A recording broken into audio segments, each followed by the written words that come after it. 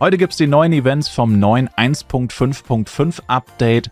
Wir fangen an mit einem neuen Schmuck-Upgrade-Event. Dieses Wochenende Freitag 0 Uhr bis Sonntag 23:59, 24. Juli bis 26. Juli Upgrade-Event Schmuck-Upgrade. Alle Schmuck-Upgrade-Wahrscheinlichkeiten sind erhöht, außer Itemate. Also alles, was mit A-Product upgradebar ist, das ist erhöht an Schmuck. Und Itemate ist ja mit X-Product, Orichalcum, Sunstone. Das ist nicht davon betroffen. Außerdem Reaper Weapon Skin Box ist wieder am Start, hat einen Rerun. Und ein neues Speed-Set, und zwar das Veiled Wardens Set. Ich muss persönlich sagen, mich erinnert das als allererstes an einen Vagranten, weil so viel Braun darin vorkommt. Also es sieht aus wie ein bunter Vagrant, also eine neue Vagrantenrüstung in bunt sozusagen. Ich finde es aber eigentlich gar nicht so schlecht, weil ich persönlich, bin so Ritter-Fantasy-Rüstungs-Fan eigentlich. Also das sind immer so die Sets, die mir eigentlich eher gefallen. Und ja, also schlecht finde ich es grundsätzlich nicht. Aber wie gesagt, mein erster Gedanke war farbiger Vagrant so ungefähr. Also gefärbter Vagrant. Und wo ich mir auch nicht hundertprozentig sicher bin, sind die Farben, ehrlich gesagt, weil ich hier nicht ganz verstehe, wieso ist das die gleiche Farbe? Also hier das 10% von den weiblichen und das 10% von den männlichen. Das ist halt einfach eine andere Farbe. Also ich habe das Gefühl, dass das irgendwie nicht so ganz passt. Also ich verstehe schon, dass hier die Rüstung eingefärbt ist, aber bei den weiblichen Charakteren sieht es halt so aus, als wäre es halt einfach eine andere Farbe. Und ich verstehe einfach nicht, wo da der Kontrast ist bei den männlichen Chars. Also die haben diesen Teil dann einfach nicht von der Rüstung. Und das sieht irgendwie einfach super seltsam aus. Also es sieht halt einfach nicht aus, als wäre es die gleiche Farbe. Das, ich weiß, das stört mich irgendwie. Das ist so anti-perfektionistisch irgendwie. Und dann kommen wir zu den individuellen Events des Updates. Also wir haben einmal individuelle Events und einmal Server-Events. Also es gibt zusätzliche 1.5.5 Update-Events, die jetzt halt mit dem Update zusammenhängen. Und fangen wir vielleicht mit den Server-Events an, weil die gehen deutlich schneller. Hier gibt es zwei. Und zwar beziehen die sich beide auf den neuen Dungeon. Das erste Event übrigens ist schon vorbei. Wenn ihr dieses Video seht und auch schon vor knapp 2 Stunden, ist schon vorbei. Könnt gar nicht mehr mitmachen, ist schon vorbei. Dann das erste Event ist leider, also beide sind verfügbar bis zum 3. September. Und das erste ist aber ab Level 180 der erste Spieler, Solo oder Party auf jedem Server, der die Queen of Thorns Antinous besiegt, bekommt eine Belohnung. Ja, das ist schon passiert, das ist schon vorbei. Weil jemand, der jetzt sofort online gegangen ist, mindestens Level 180 war, musste nur zum neuen Dungeon gehen, die Quest-Reihe machen und ist fertig. Also ja, solche Events bin ich persönlich absolut kein Fan von, wo Leute nicht mal mitmachen können, weil sie einfach halt einen Job haben oder so. Und dann Event 2, der schnellste Challenger. Da kann jetzt theoretisch noch jeder mitmachen, aber das ist jetzt auch nicht unbedingt das schönste Event, weil hier geht es quasi darum, Solo oder Party, der Spieler, der die schnellste Clear-Time erreicht, also der Spieler, der den Dungeon-Boss am schnellsten tötet, bekommt eine Belohnung.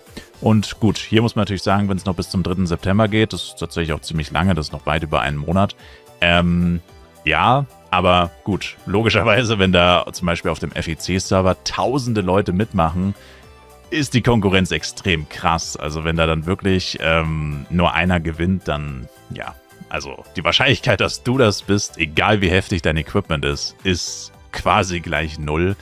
Also ja, sind jetzt nicht unbedingt die schönsten Events, die man sich hier vorstellen kann. Deutlich angenehmer und schöner sind hier die Events, und zwar die Individual Events, Murans Awakening V1.5.5. Individual Events, hier sehen wir schon eine Kurzübersicht von den Events, und zwar haben wir erstmal ein Login-Event. Login-Event heißt immer, du musst einfach nur online gehen. Gucken wir uns natürlich gleich alles im Detail an. Dann haben wir einen Update-Pass. Das ist ja auch etwas, was Gala gerne macht, so ein Bonus-Battle-Pass. Muss man jetzt sagen, bei den Pässen, also bevor jetzt irgendjemand sagt, na klar, da wollen sie wieder Geld rausholen. Also ich persönlich muss sagen, aus einer Non-Casher-Sicht, aus einer Free-to-Play-Sicht, diese Pässe, die haben mit Abstand die größte Value. Der normale Battle Pass hat ja eine wahnsinnige Value. Also das ist das Beste, was du im Cash-Shop kaufen kannst eigentlich, allgegenwärtig, immer. Und diese Update-Pässe, die sind auch unfassbar gut in der Regel, weil du kriegst immer mehr für dein Geld, als du ausgibst, in F-Coins gerechnet. Natürlich Nachteil, alles sehengebunden, also du musst die Items natürlich schon haben wollen, sonst bringt es dir natürlich nichts. Das auf jeden Fall. Und dann bekommt man meistens noch Bonusbelohnungen, wie zum Beispiel ein CS-Pad, einfach so obendrauf. In dem Fall tatsächlich ausnahmsweise mal nicht, aber es ist ein 30 Tage 200% Speed-CS-Pad, also ist auch was wert. Und dann kriegst du halt immer noch Bonusbelohnungen. Also diese Pässe sind tatsächlich auch eigentlich ziemlich gut. Aber natürlich ist es auch irgendwo ein Cash-Grab, keine Frage. Dann der neue Euphrasia Dungeon. Da gibt es ein Event zu. Dann Pro Lumberjack, da gibt es auch ein Event zu. Gucken wir uns noch an. Und Love from Goddess and Demon, Blessing of the Demon, Blessing of the Goddess offensichtlich, sind damit gemeint. Auch diese Events gehen bis zum 3. September. Wir fangen an mit dem einfachsten Login-Event. Ihr müsst mindestens Charakterlevel 20 erreicht haben und mindestens jeden Tag für 40 Minuten online gehen. Taste U ist das Eventmenü dafür. Und insgesamt 7 Tage.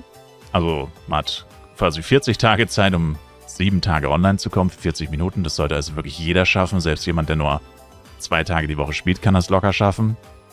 Und da bekommt man zum Beispiel 2 Amplis, ein 7 Tage Fluggerät, ein 7 Tage Red Spirit Dragon müsste CS-Pad sein und so weiter. Also einfach ein paar Power-Ups, ein paar nützliche Items, zeitlich begrenzt, 2 Amplis. Also ja, es ist nicht die Welt, aber man kann sich auf jeden Fall nicht beschweren. Also über 5 Upcut-Stones werde ich mich auf jeden Fall nicht beschweren.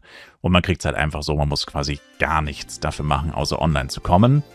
Und falls man einen Tag verpasst hat, ist es egal. Man macht dann weiter einfach von dem Tag, wo man aufgehört hat. Und wie gesagt, man hat so viele Tage Zeit. Selbst wenn du Ende August noch anfängst, kannst du es immer noch fertig kriegen. Also wer jetzt in einem Monat noch anfängt zu spielen, kann es immer noch komplett abschließen. Also da sollte man jetzt wirklich keinen Stress haben. Man hätte halt mehr als 7 Tage machen können. Also 10 oder 14 Tage wären schon nicht schlecht gewesen, wenn es schon so ultra lange geht. Aber naja, passt schon. Dann der Update-Pass. Der ist eben speziell für das Update am Start und man braucht auch hier mindestens Level 20 und die Monster, die man jagt bei den Monsterjagd-Missionen, die müssen oder dürfen maximal 10 Level unter dir sein. Dann gibt es hier verschiedene Aufgaben, die man machen muss, um Punkte zu verdienen. Gibt auch tägliche Aufgaben, die man unendlich oft abschließen kann. Also selbst wenn man diese oberen, größeren Aufgaben wie Rainbow Race, Madrigal Tournament, Secret Room und so weiter nicht machen kann oder will, ist nicht so schlimm, weil es gibt auch Aufgaben, die man eben täglich machen kann und die deutlich einfacher sind, wie zum Beispiel 20 Minuten online sein, 100.000 Penny bei einem NPC ausgeben. Wobei hier steht Donate, das ist wahrscheinlich tatsächlich für das neue Lord-System. Und genau, also das sollte eigentlich auch kein Problem sein, dass man auf jeden Fall alle Belohnungen grundsätzlich bekommt. Was gibt es hier für Belohnungen? Also das hier ist die Regular Rewards, das heißt, das sind die Belohnungen, die jeder bekommt, auch wenn man den Update Pass nicht kauft. Das ist ganz wichtig.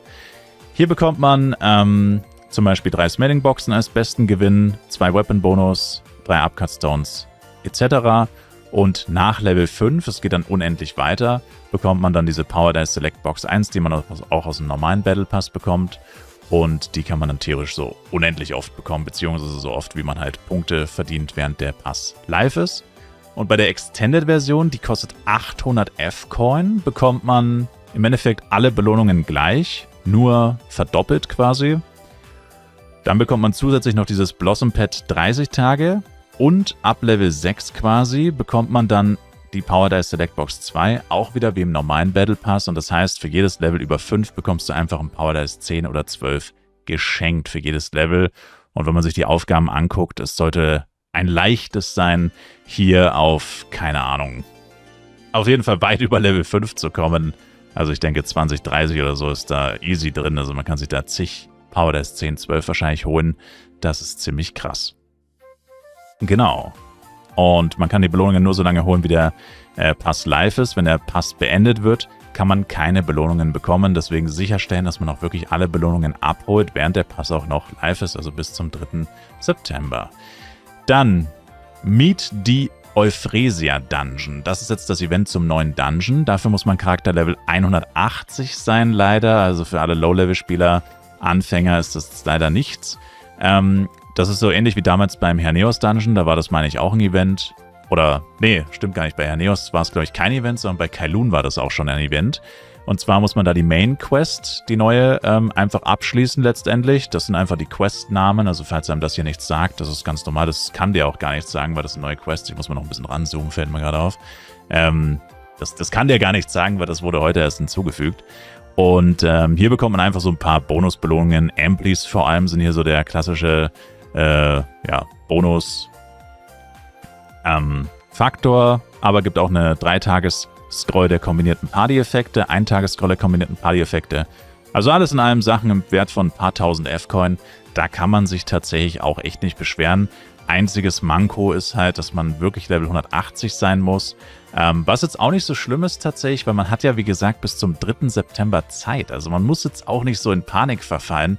Wir haben den 23. Juli. Wir haben noch nicht mal August und das Ganze geht bis September. Also muss man jetzt auch nicht komplett in Panik verfallen. Aber natürlich, für Leute, die jetzt gerade erst angefangen haben oder so, ist das natürlich ganz schön eine Challenge, in der kurzen Zeit trotzdem dann 180 zu erreichen. Aber für jeden, der jetzt schon ein bisschen spielt und nicht sehr casual unterwegs ist, der könnte das eigentlich auch noch schaffen. Dann Event Nummer 4. Hier geht es tatsächlich um Dailies, lustigerweise. Tatsächlich muss man hier auch wieder Charakterlevel 180 sein und Daily Quests in Kowloon abschließen. Das ist auch so ein bisschen, ja, ist nicht das schönste Event von der Planung her. Bei Tower Dailies hätte man hier auch vielleicht ein bisschen mit einbeziehen können, aber naja, haben sie nicht gemacht. Jedenfalls muss man insgesamt 20 Daily Quests abschließen und bekommt dafür verschiedene Mengen an Update Lucky Boxen, insgesamt auf jeden Fall einige. Und was da drin sein kann, ist auch wieder, wie jetzt schon bei jedem anderen Event, Upcuts, Amplis, Power-Ups vor allem, Low Power-Ups, ein bisschen, bisschen Trostpreise, Beauty Shop, Make-up-Coupon, Vitaldring, das ist alles so Trostpreise. Aber man wird das ein oder andere Power-Up, man wird die eine oder andere Ampli zusätzlich bekommen, weil man kriegt relativ viele Boxen. Also kann man sich jetzt auch nicht so sehr beschweren. Und dann hier ist ein lustiger Typo passiert, glaube ich, weil sonst verstehe ich es nämlich nicht. Und zwar das 5. Event Love from Goddess and Demon. Hierfür braucht man Charakterlevel 20. Und hier steht einfach Synthesize Ultimate Jewels und verdiene Belohnungen. Also quasi Juwelen kombinieren und dafür Belohnungen bekommen. Ja, und das ist halt überhaupt nicht das, was man machen muss. Also man muss halt Blessing of the Goddess oder Demon benutzen. Und als Belohnung bekommt man dann auch wieder Blessing of the Demon. Das hat überhaupt nichts mit Ultimate Jewels zu tun. Also ich weiß nicht, warum das hier steht. Hat wohl irgendjemand gefettfingert. Auf jeden Fall muss man insgesamt 200 mal Blessing of the Goddess oder Demon benutzen. Hier auch nicht erschrecken, weil 200 Blessing of the Goddess wären tatsächlich 20.000 F-Coin. Ja, aber man kann ja auch Blessing of the Demon benutzen. Also benutzt einfach Blessing of the Demon, 200 Stück, das ist relativ wenig sogar. Jeder Violet droppt 10 Stück in der Regel, mindestens eigentlich. 10 bis 20 sogar möglich. Oder Kriton droppt immer 12. Also die sind super einfach zu bekommen, die sind absolut nicht viel wert, die kosten in der Regel unter 1 Million Penia. Gut, jetzt aktuell werden sie wahrscheinlich ein bisschen teurer sein, aber ja. Und man bekommt dann als Belohnung zwar auch wieder nur Blessing of the Demon, seelengebunden, aber naja, man kriegt einfach welche gratis und insgesamt sind das über 50 Stück, also ist auf jeden Fall auch nicht so schlecht. Und ja, das war in einem relativen Schnelldurchlauf hier mal kurz die ganzen Events. Genau, also ich muss sagen, die Server-Events leider schon wieder eine Enttäuschung. Ich meine, das habe ich beim letzten Mal auch schon gesagt, da war es das Gleiche. Ich bin online gekommen und das eine Event war einfach schon vorbei, beziehungsweise damals waren, glaube ich, beide Events vorbei. Nee, damals war es, glaube ich, ein Gilden-Event, sowas, genau. Also wer tötet ihn zuerst? Ja, da können halt Leute gar nicht teilnehmen, die nicht auf hier F5 spammen, drücken und den Dungeon, also ich finde das einfach ein schreckliches Event, ehrlich gesagt. Dass die ersten Leute vielleicht auch was bekommen, ist okay, aber irgendwie, ich weiß auch nicht, also ich finde das schließt einfach 99% der Community aus. Also was ist der Sinn von dem Event? Die meisten Leute sehen das erst, wenn es schon vorbei ist. Schreckliches Event meiner Meinung nach. Also Events, wo nicht jeder mit teilnehmen kann, sind schreckliche Events meiner Meinung nach. Und genau, ansonsten Upgrade-Event Schmuck auf jeden Fall auf dem Schirm haben. Für Schmuck plus 7 auf 8 upgraden mit Power Dice 8, falls ihr welchen gedroppt habt, ohne A-Product. Und Event gucken, Patch Notes gucken wir uns nochmal separat an, weil es ja doch relativ umfangreich ist, das Ganze heute. Und an dieser Stelle sage ich danke euch fürs Zuschauen. Ich würde mich sehr über ein Like, Kommentar und auch ein Abo von euch freuen. Und wir sehen uns dann im nächsten Fly Universe Video oder Stream. Link dazu in der Videobeschreibung wieder. Bis dahin noch rein, macht's gut und ciao, ciao.